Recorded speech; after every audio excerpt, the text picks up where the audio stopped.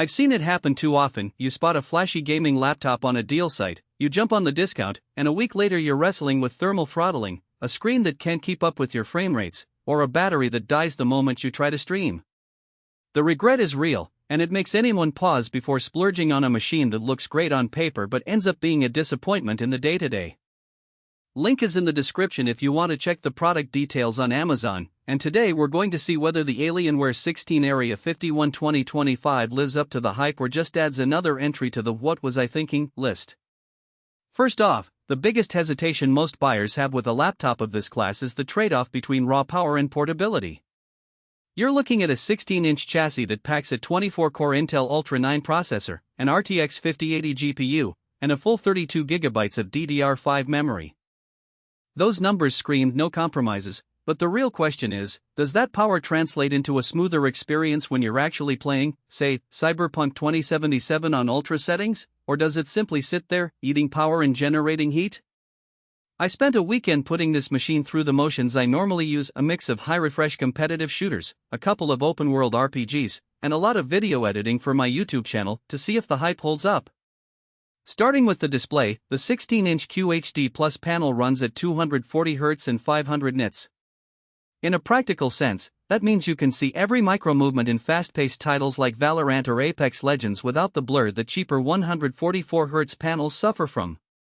When I turned the graphics settings up to Ultra in Cyberpunk, the frame rate stayed comfortably in the 80,100 frames per second range, which is more than enough to keep the experience buttery smooth on a 240 Hz screen.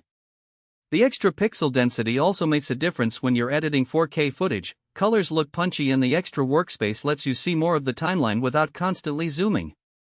Now, the thing that often trips people up with high-end laptops is heat. Alienware markets this model with a futuristic cooling system that includes vapor chamber technology and a series of programmable fans.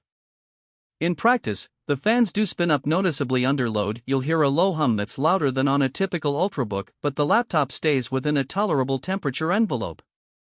During my 30-minute marathon session of Red Dead Redemption 2, the CPU hovered around 85 C and the GPU around 78 C.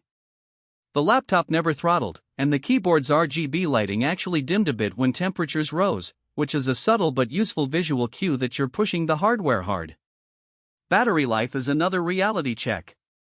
With a 99 Wh battery, you might expect a full day of use, but the reality for a machine with a 5080 GPU is more modest. In gaming mode, I got about 2.5 hours of play before the charger needed to be plugged back in. If you switch to productivity tasks, web browsing, coding, light photo editing, the same battery stretches to roughly 56 hours. That's perfectly reasonable for a desktop replacement laptop, but it's not something you'll be comfortable taking on a long flight without a power bank. Storage and expandability feel less like an afterthought and more like a selling point. The 1TB NVMe SSD is fast enough that game loads happen in under 10 seconds, and the additional M.2 slot means you can double that capacity without opening the whole chassis. I swapped in a second 2TB drive for my video archives, and the process was straightforward: a screwdriver, a plastic pry tool, and you're set. The 32 GB of RAM is also future-proof for most upcoming titles, and the fact that it's DDR5 means you have headroom for any memory-intensive workloads like 3D rendering. So, who should actually consider buying the Alienware 16 Area 51? If you're a competitive gamer who values high refresh rates, you'll appreciate the 240 Hz screen paired with the RTX 5080's ability to keep frame rates high even on max settings.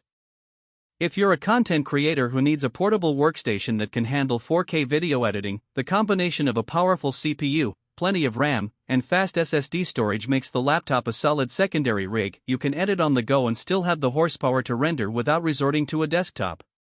The machine also fits professionals who travel often but can't afford to leave their development environments behind. Windows 11 Pro gives you the enterprise features you need, and the Wi-Fi 7 support ensures you're ready for the next generation of network speeds. On the flip side, this isn't the right choice for someone who primarily uses a laptop for office work, browsing, or casual gaming. The price point is steep, and you'll be paying for performance you'll never tap. If you're the type who likes a thin, featherlight laptop to slip into a backpack and work from coffee shops all day, the extra weight and louder fans of this machine might feel intrusive. Also, if you're heavily dependent on long battery life for all day,